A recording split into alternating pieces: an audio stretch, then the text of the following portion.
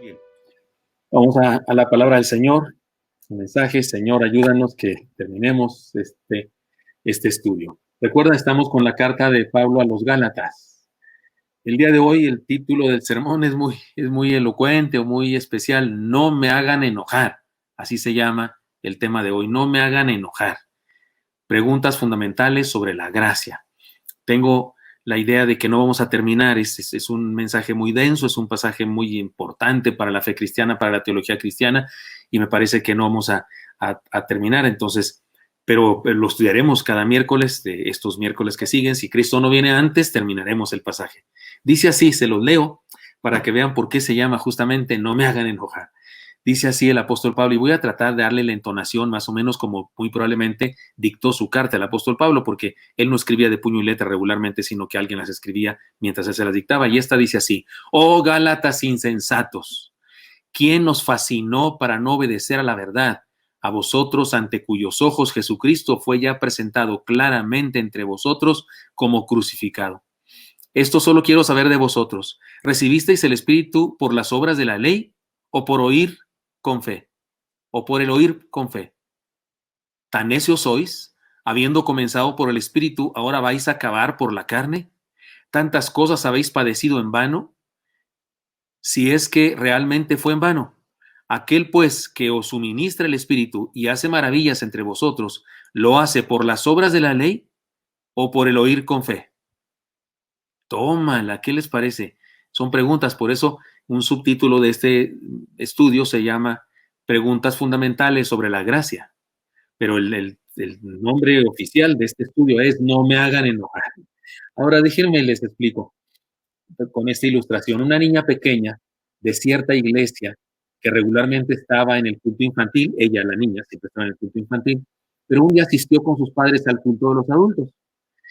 Y después de escuchar 5 minutos del sermón, volvió a mirar a sus padres con sorpresa y les dijo: ¿por qué hacen enojar al pastor?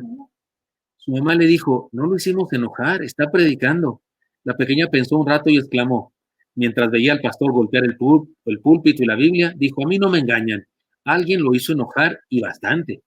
Seguramente es porque no le hacen caso a los sermones. Los papás le dijeron que guardara silencio y mientras seguía escuchando el sermón, pensaron que más allá del estilo de predicación de su pastor, la pequeña tenía algo de razón. No siempre practicaban las enseñanzas que escuchaban en los cultos. Me pregunto, ¿qué hubiera dicho esta pequeña si hubiera escuchado al apóstol Pablo dictar esta carta? Imagínense, la pequeña y Pablo diciendo: oh, Gálatas insensatos. Y debo decirles que la palabra insensatos en el idioma original en que fue escrita la Biblia es fuerte, es fuerte. Me parece que esa palabra, o Gálatas insensatos, si usáramos un equivalente en español, yo no lo podría decir desde el púlpito para referirme a ustedes. Bueno, ni siquiera a insensatos, yo no podría decirles a ustedes esa palabra. La pronuncio porque se la adjudico a Pablo, que la dijo a los Gálatas, ¿no? A los Gálatas, no a nosotros. Pablo no nos conocía, se la dijo a los Gálatas. Pero me pregunto qué hubiera dicho esta pequeña si hubiese escuchado al apóstol Pablo dictar esta carta. En estos versículos el apóstol revela su temperamental personalidad y nos sorprende con las palabras que usa en su exhortación. Es evidente que le asiste autoridad de un pastor que se dirige a sus ovejas, es un padre que se dirige a sus hijos espirituales y un sembrador de iglesias que defiende su cosecha. Es decir, Pablo no está hablando con desconocidos. Vamos bien, ¿verdad? Tú puedes checar ahí con René si vamos bien para que me digas, por favor, y así estoy yo tranquilo. Pablo no está hablando con desconocidos. No está hablando con una persona que se encontró en la calle, ni con la persona que está haciendo fila para entrar al avión y le está diciendo insensatos. No, Pablo está hablando con sus ovejas, con personas cercanas a él. Y por ovejas entiéndase también amigos, hermanos entrañables. El día de ayer, me parece, tuvimos una reunión de nuestra red de pastores y yo pude desahogarme y pude decir cosas. Casi pude pensar en voz alta con mis compañeros pastores. Y así es entre nosotros. Y yo digo que entre pastores, en ese grupo en particular, yo digo que en este grupo somos los pastores de la red de iglesias bautistas, de la red Oreb. Y yo digo que en ese grupo al más calvo le hacen trenzas, O sea, o también otra frase que dicen, al más calvo le arrastra el pelo, dicen por ahí. O sea, ahí nos hacemos bullying, nos hacemos, que eso quiere decir burlarse unos de otros. También nos damos consejos, también cuando alguien cuenta una situación especial que está sufriendo, también le compartimos aliento, fortaleza. Es decir, y ahí sí se vale decir, oh, cállate, estás loco, eres un insensato. Ahí sí se vale hacer eso porque estamos cercanos.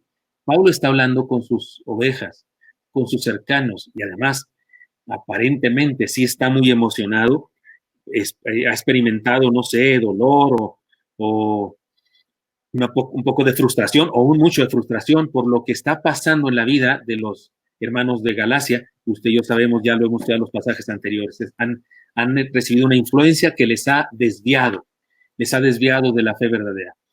Se introduce con una exclamación de asombro desencantado y después con una fuerte definición. Oh, Gálatas insensatos. Oh, no es así como que, no, es, oh, Gálatas insensatos. Imagínense, insensatos, cabezas duras, cabeza de pedernal, cabeza de chorlito, algo así quiso decir. La palabra insensatos es la palabra griega anoetos, que nos remite a la miopía de alguien que piensa pero no puede percibir lo que le rodea. Así que no les llama necesariamente faltos de entendimiento, sino faltos de atención o faltos de capacidad para ver lo correcto. Esa misma palabra se usa en otras partes del Nuevo Testamento. Analicemos su uso. Vamos a analizar su uso de esta palabra. El Señor llama así a sus discípulos en el camino de Emaús, cuando no podían percibir la realidad de su resurrección. Entonces Él les dijo, oh insensatos y tardos de corazón para creer todo lo que los profetas han dicho. Lucas 24-25. Pablo utiliza el término en el sentido general para referirse a la contraparte de los sabios, o sea, lo opuesto a los sabios. A griegos y a no griegos, a sabios y a no sabios soy deudor. Ahí, sabios y no sabios es la palabra insensatos. Romanos 1:14. Una referencia a la ambición que destruye. Se usa esta palabra para referirse a la ambición que destruye, porque los que quieren enriquecerse caen en tentación y lazo y en muchas codicias necias y dañosas que hunden a los hombres en destrucción y perdición. Eso está en 1 Timoteo 6:9.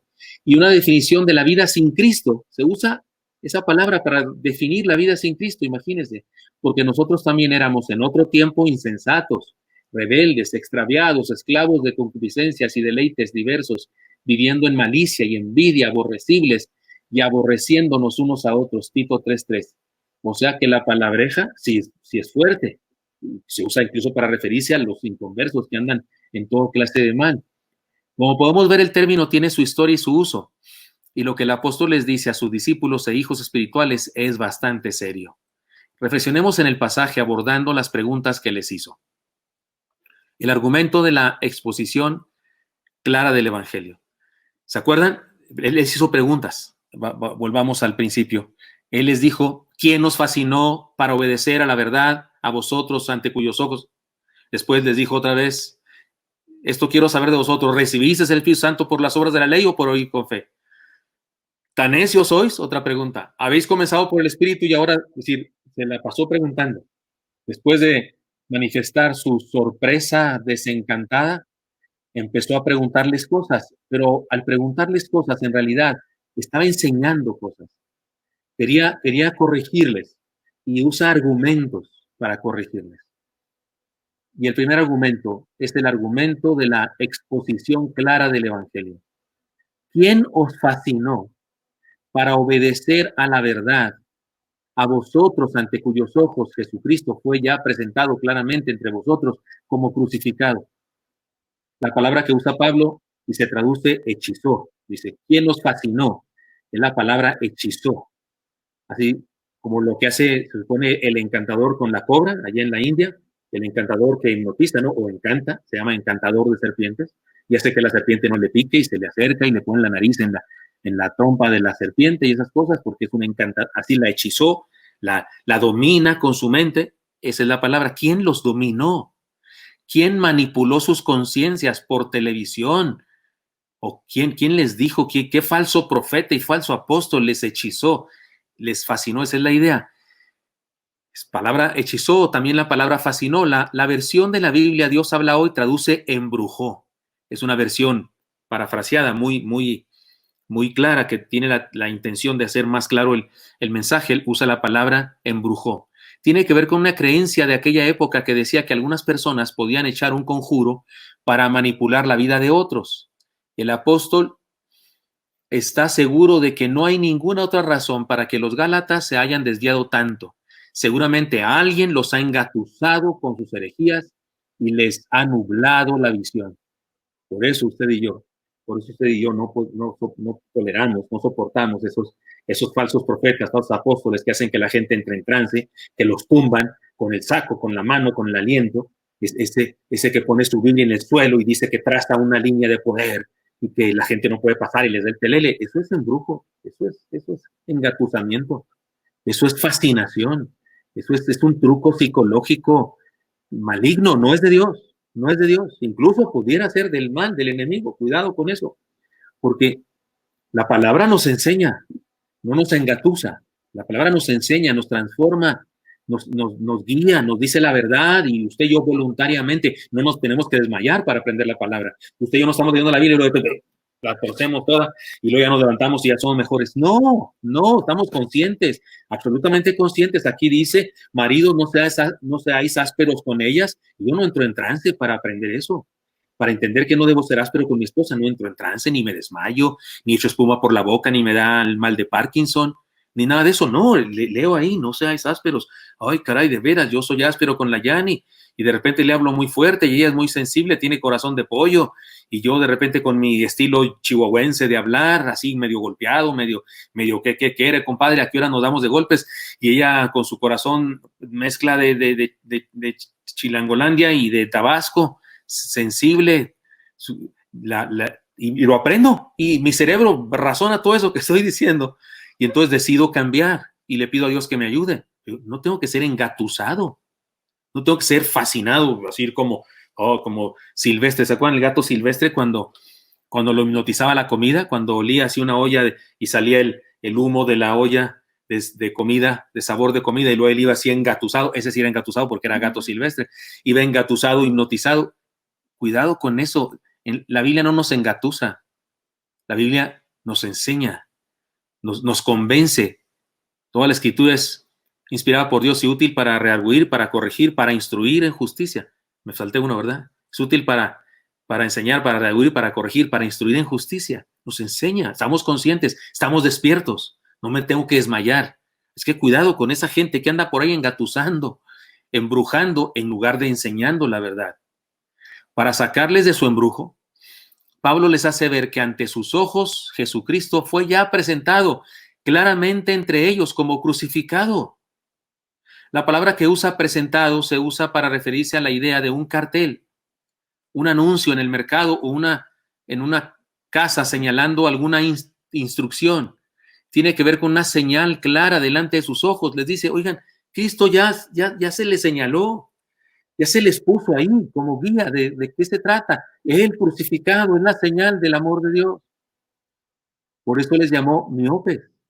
Recuerde que insensatos tiene que ver no con que no hayan recibido la verdad, sino con que no la han visto bien, porque se habían dejado enceguecer por los judaizantes y habían dejado de caminar mirando la cruz del Señor. Vivimos tiempos y circunstancias parecidas a las de los Gálatas. El día de hoy se usa la televisión llamada cristiana, la radio, los congresos, libros y extrañas reuniones llamadas encuentros para fascinar a los cristianos débiles y desviarles de la fe verdadera, para engatusar a los cristianos débiles y desviarles de la fe verdadera, para embrujar a los cristianos débiles y desviarles de la fe verdadera. Cuidado con esto, mis hermanos, no podemos permitir eso. Aquí el pasaje de la Escritura bien claramente nos lo hace ver. De repente, hermanos que crecieron en nuestra iglesia, que aprendieron la palabra, igual que los Gálatas. Imagínense, los Gálatas están desviándose de la doctrina. ¿Y sabe de quién aprendieron? No de mí, no de mí. Si hubieran aprendido de mí, a lo mejor yo diría, pues yo la regué mucho, no fui buen maestro, no fui buen discipulador, pero aprendieron de Pablo, del mismo apóstol Pablo, del que escribió las 13 cartas que sabemos del Nuevo Testamento que él escribió. No estamos absolutamente seguros de todas, pero por lo menos 7 sí. Y resulta que él les enseña y se desvían. a pesar de que él mismo les enseña. Y se desviaron, se dejaron fascinar, engatusar, embrujar. De repente hay hermanos que me salen con que fueron a una iglesia y que ahí los tumbaron o hablaron en lenguas o tuvieron una experiencia, no sé qué, fueron a un encuentro de no sé dónde, o alguien vino y les dijo que ellos vienen de la familia judía de no sé qué y que ellos son judíos y les ponen el gorrito, o en algunos casos les dicen que hay que seguir la ley, que porque el Señor no abrogó la ley, que hay que seguir el sábado y que hay que seguir las reglas de la ley. Y uno dice, ¿y Cristo? Y el Cristo que les fue presentado y el evangelio de Cristo que les fue presentado claramente como dice Pablo, como el crucificado. ¿Qué significa? ¿Por qué Pablo hace alusión a eso de que fue el crucificado? Porque significa que Él es suficiente, significa que su sacrificio es suficiente, significa que Él ya pagó y que si alguien viene y nos dice que yo debo hacer alguna otra cosita por ahí para ser salvo, que debo añadirle a creer, debo añadirle alguna otra cosa como seguir la ley, como ir a un encuentro, como dejar que me tumben, como dejar que supuestamente el espíritu me tome, que ellos hablan de que el espíritu los toma cuando se trata de fenómenos psicosomáticos. Si alguien me dice que necesito otra cosita, no, es que no has recibido el Espíritu Santo. Sí, ya aceptaste, pero te hace falta una segunda experiencia. Cualquiera que venga y me diga que hay otra experiencia, ¿y dónde quedó Cristo entonces, el que me fue presentado? Esa es la idea del apóstol Pablo, por eso está enojado Pablo. Pues yo también lo estoy, o no enojado, pero emocionado, porque sí es serio, es grave. Por eso este sermón se llama No me hagan enojar, dice Pablo. Resulta difícil creerlo y a muchos les molesta que lo digamos, pero Satanás, entre sus artimañas, incluye a algunos falsos apóstoles, a algunos falsos profetas y algunos cantantes que desgraciadamente tienen mucho éxito económico y una gran audiencia entre los evangélicos, pero carecen absolutamente del evangelio verdadero. Insisto, el problema es que Satanás, entre sus aliados, en ocasiones se encuentra falsos profetas, falsos apóstoles y cantantes que son ignorantes de la teología bíblica, son ignorantes de la palabra del Señor y cantan cada cosa y tienen mucho público y desvían a la gente de la verdad. Entre ellos prolifera el culto a la personalidad, el culto a la prosperidad material, la búsqueda de experiencias sensacionalistas, la glorificación de las capacidades humanas. Decláralo, dicen, como si tuvieran poder como si tuviéramos poder por nosotros mismos, y con todo su mosaico de experiencias oscurecen la visión del creyente, le engatusan, le fascinan y le distraen del verdadero evangelio que ya no fue presentado, que es Cristo. Y Cristo es suficiente. Él, muriendo en la cruz del Calvario, es suficiente para salvarnos. ¿Y qué debo hacer? El texto más famoso de la Biblia lo dice, para que todo aquel que en él cree, no dice para que todo aquel que declare, no dice para que todo aquel que vaya a un encuentro, no dice para que todo aquel que sea tumbado, no dice para que todo aquel que hable en lengua, no dice para que todo aquel que hace un ritual para hacer cancelación de maldiciones generacionales, no dice nada de eso. Dice solamente para que todo aquel que en él cree. Así le dijo Dios también a aquel padre de familia, cree solamente. Al que cree todo le es posible. Cree. Pablo les dice a los Gálatas, y por supuesto que cree en Jesús, por supuesto que cree en Jesús, no cree en ti mismo, no cree en tus rituales, no en Jesús. La fe se pone en Jesús o no sirve. Pablo le dice a los Gálatas y a nosotros también, ¿para qué tanto brinco estando el suelo tan parejo? El evangelio es claro, el evangelio es Cristo. Ni el evangelio de la prosperidad, ni la declaración positiva, ni la llamada guerra espiritual, ni el secreto, ni los encuentros místicos que manipulan la conciencia de quienes lo permiten, y ninguna de las 1,000 artimañas del enemigo debería distraernos del objeto de nuestra fe. Vivamos la gracia del sencillo y claro mensaje del Evangelio de Cristo. El texto dice, en la primera pregunta, oh Gálatas insensatos, ¿quién os fascinó para no obedecer a la verdad, a vosotros ante cuyos ojos Jesucristo fue ya presentado claramente entre vosotros como crucificado? Acuérdense que ya expliqué que esto que diga como crucificado, porque no hubiera sido más lindo que dijera como resucitado, no hubiera sido más lindo que fue presentado como resucitado. ¿Por qué Pablo dice como crucificado? Porque quiere hacer alusión al error que están experimentando los Gálatas. Ellos pensaban que además de creer en Cristo tenían que hacer otra cosa, como seguir la ley, como tratar de cumplir la ley judía, y le decían a los gentiles que se han convertido al cristianismo, deben circuncidarse y deben aprenderse del Antiguo Testamento estos textos y decirlos de memoria, y deben seguir los rituales de los judíos. Legalismo puro. Por eso digo, de repente hay cristianos evangélicos y luego al rato andan ahí de adventistas del séptimo día, siguiendo sábados y absteniéndose de ciertas comidas porque supuestamente están prohibidas por la ley y no sé qué, cuando el Señor le dijo a Pedro, mata y come. Y seguramente había camarones ahí en el lienzo ese que vio Pedro, porque dice que vio toda clase de animales, reptiles y marinos y demás, toda clase de animales. Es decir, lo que Pablo está diciendo aquí es que cualquier cosa que se le pretenda añadir al Evangelio del Cristo crucificado, que es suficiente su sacrificio, cualquier cosa que alguien le quiera añadir es un engatusamiento, es una brujería, es una fascinación. Ahora déjeme decirle, hasta ahí vamos a llegar, solamente esta enseñanza vamos a llegar, pero voy a explicarla más, dar algunos ejemplos, porque no quiero que de repente resulta que ya no se oyó bien. Si ya no se oyó bien lo que sigue, con esto que estamos teniendo es suficiente para enseñanza de hoy, pero déjenme aclarar algunas cosas.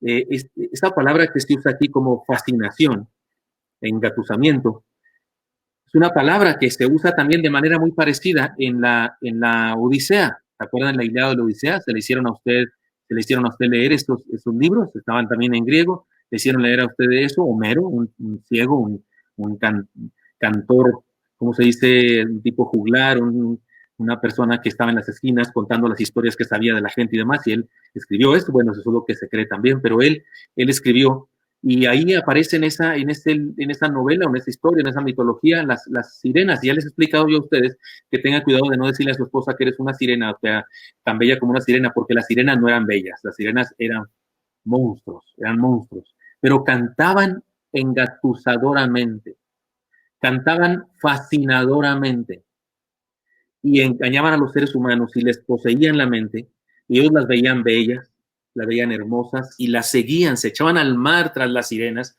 hermosas y resulta que se los comían. Así es que cuidado, si usted le dice a su novia, a su esposa, eres como una sirena, pues le está diciendo, me comiste, me fascinaste, me engatusaste, me embrujaste y luego me comiste entero. Y la idea de la palabra tiene que ver con eso, con una fascinación engañosa, con una idea que puede fascinar, puede ser muy interesante. Está muy padre, oh sí, qué buena explicación, qué suave, pero es un engatusamiento. Si usted cree que las herejías se van a presentar así, tal cual como herejías, se van a presentar así horribles, no, las herejías regularmente son verdades a medias o verdades aumentadas que se convierten en mentiras y se convierten en herejías. No se presentan como mentiras. Nadie te va a venir y te va a decir, oye, no hay Dios. No creas en Dios, Jesucristo no salva. No, nadie te va a venir a decir eso. El diablo no va a decir que alguien te diga eso porque sabe que no lo vas a creer. Pero viene con una doctrina, con un sistema teológico, con una creencia absurda, diferente, distinta, que nos aleja del verdadero mensaje del Evangelio, porque mire lo grave que es. Pablo otra vez dice, ante cuyos ojos ha sido presentado previamente ya Cristo crucificado. Imagínense lo grave que es. Si alguien dice, bueno, sí, pero hace falta, entonces lo que hizo Cristo en la cruz no es Suficiente. Entonces ese no es el mensaje del Evangelio, hace falta otra cosa. Hace falta hacer esto y esto y esto y esto y mandar tu ofrenda. Regularmente eso es lo que piden. Y mandar tu ofrenda, entonces hay que sumarle. ¿Puede darse cuenta usted de lo grave, peligroso, maligno, diabólico que es el asunto? Porque niega entonces el Evangelio de Jesús y condena a cualquiera que se deja fascinar a compartir un Evangelio que no salva, a compartir un Evangelio que condena a los que lo escuchan a la inconversión. Usted ya es cristiano, yo ya soy cristiano. No puede hacer que perdamos la salvación, un falso evangelio, pero sí puede hacer que yo deje de predicar el verdadero evangelio y comience a predicar otra cosa y evite que otras personas se conviertan. Es decir, que una fascinación, un embrujo como este de una falsa doctrina, inhabilita a la iglesia. Le quita a la iglesia el poder de compartir. cierra la puerta del evangelio de la iglesia. ¿Se acuerda? A la iglesia Esmirna, que le dice a la iglesia Esmirna, me parece que le dice el Señor que tienes una puerta abierta.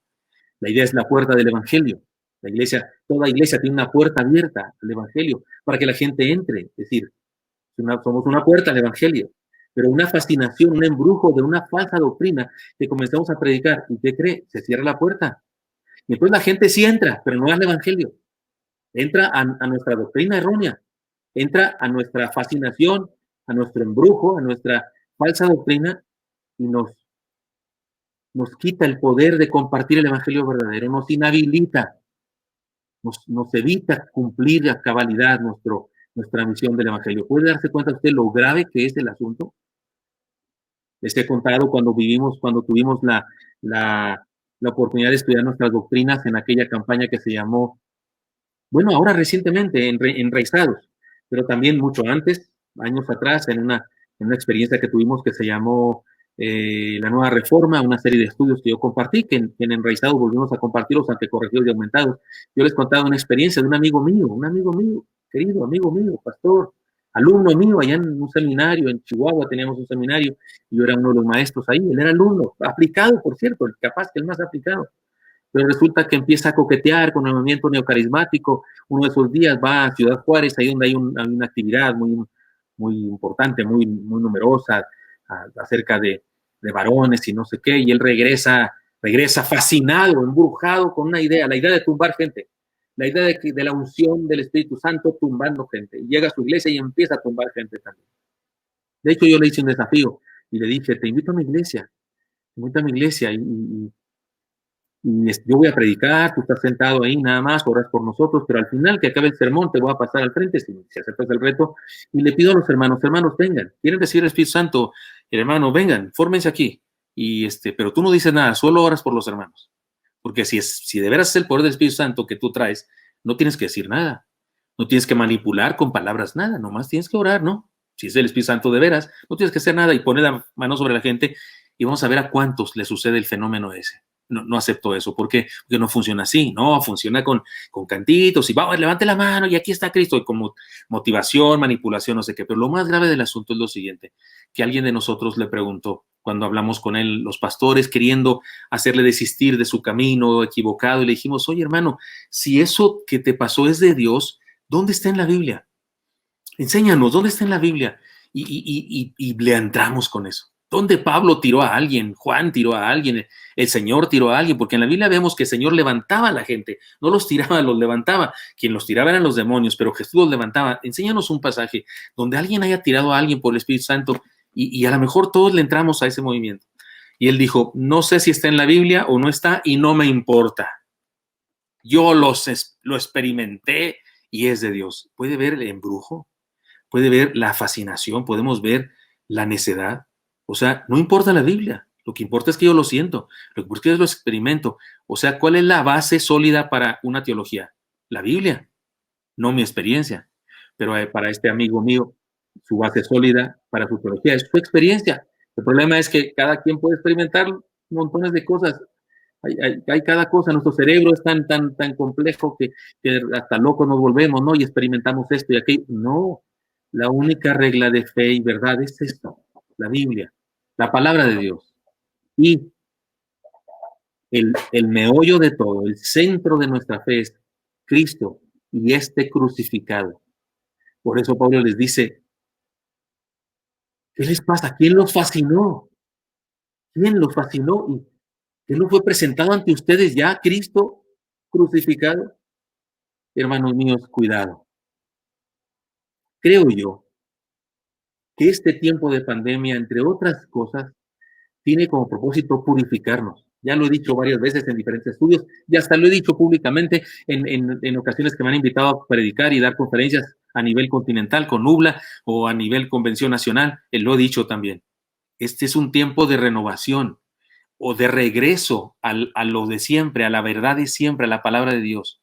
Así que hermanos de Oreb que me escuchan y cualquier amigo, hermano que se conecta de otra congregación, disculpe, soy pastor de la iglesia Oreb y tengo que enseñar a la iglesia Oreb la verdad que encuentro en la palabra. Si a usted también le sirve y le es útil, amén, gloria a Dios.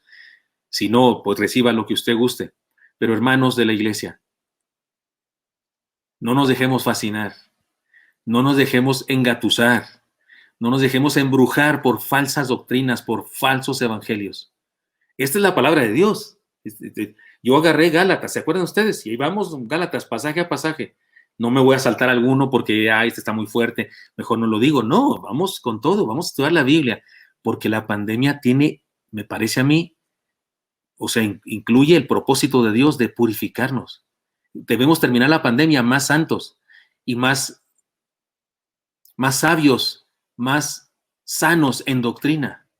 Debemos ajustarnos más a la palabra del Señor. Así es que le invito, hermanos míos, vivamos la gracia del sencillo y claro mensaje del Evangelio. Cuando Pablo dice estas palabras, les aclaro una vez más, cuando dice, ¿quién os fascinó para no obedecer a la verdad? A vosotros, ante cuyos ojos Jesucristo ya fue presentado claramente entre vosotros como crucificado. Esa idea de que fue presentado claramente es como si Pablo dijera, oigan, ¿qué les pasa? Ahí está ¿cómo se llaman esos anuncios que están en las azoteas de las casas? Espectaculares. ¿Qué les pasa? ¿Qué no ven el espectacular de Cristo crucificado? O sea, ni siquiera es un letrerito así chiquito que a lo mejor no lo leen bien, pónganse los lentes. No, es un letrerote. Dice el Pablo, que ya les fue presentado ante ustedes la verdad. ¿Por qué no la siguen? Hermanos míos de Oreb, yo sé que los que somos de Oreb entendemos esto, pero sígame en esta enseñanza. Vivamos la gracia del sencillo y claro mensaje del Evangelio de Cristo. Y no condenemos a nadie por creer esas cosas que algunos creen. No los condenemos, no los critiquemos, no los maltratemos. No. Pero si nos preguntan, tal vez es el propósito de Dios que les enseñemos la verdad. Tal vez. Si se enojan, ahí lo dejamos y oramos por ellos. Pero si nos dan oportunidad, les compartimos. Porque no es cosa sencilla, porque no es cualquier cosa, no, es serio, es grave. No es que haya otro evangelio, no, pero algunos falsifican o pretenden falsificar el evangelio y eso es delicado para la historia de la fe. Pero usted y yo vivamos entonces la gracia del sencillo y claro mensaje del evangelio. Ahí le vamos a dejar, es solamente el primer punto, pero ahí le vamos a dejar y vamos a orar. ¿De acuerdo? Acompáñeme, Señor Santo, gracias. Porque nos das posibilidad, Señor, nos das razón, ganas de estudiar tu palabra y de estudiar tu evangelio para ajustarnos, Señor, alinearnos a tu verdad. Pero Dios, nos damos cuenta que en el mundo religioso hay confusión, Señor, y se levantan falsos profetas, falsos evangelistas, falsos pastores, falsos apóstoles y enseñan un falso evangelio. Dios, danos a nosotros paciencia y sabiduría para compartir la verdad, así como lo hacemos ahora a través de las redes sociales, pero también para compartirlo de persona a persona cuando algún amigo, familiar, compañero nos pregunta y si tiene apertura en su corazón y si tiene ganas de reflexionar y de aprender, que le podamos enseñar la verdad. No con ofensas, no, Señor, danos sabiduría para hacerlo en quietud, en tranquilidad y bendícenos, Dios, para compartir tu luz, el mensaje tuyo y que esta pandemia, Señor, nos purifique. No solo a nosotros, Oré, purifique a tu iglesia, expresada en diferentes comunidades locales en todas partes del mundo, que seamos sanados. Y bendice a mis hermanos y mis hermanas que me escuchan ahora. En Cristo Jesús te lo pido. Amén.